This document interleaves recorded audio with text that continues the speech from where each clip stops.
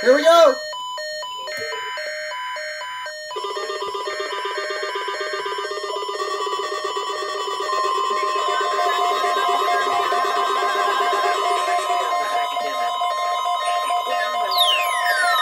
Yes, sir! Alright, here we go. Radio public warning system. Specially built receivers are At activated 6:02. by the signal to warn of severe weather or other hazards. Tests are normally conducted each Wednesday between 11 a.m. and noon, and again between 6 and 8 The p.m. zone guard activated perfectly. Severe weather is expected on Wednesday. The test will be postponed until the next day, weather permitting. Reception of this broadcast, and especially the warning signals, can vary at any given location.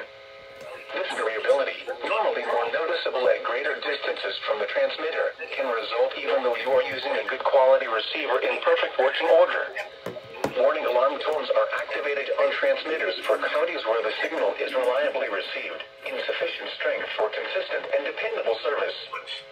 For station KIH63 in Daytona Beach, warning alerts will be activated for Volusia, Flagler, Putnam, Lake, Seminole, Brevard, and Orange counties.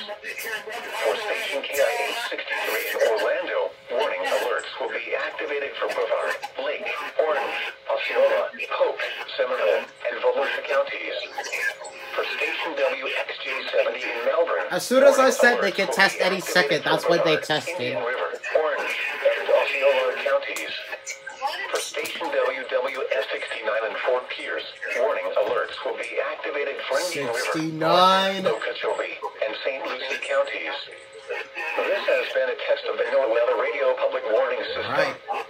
We now return to the regular broadcast program.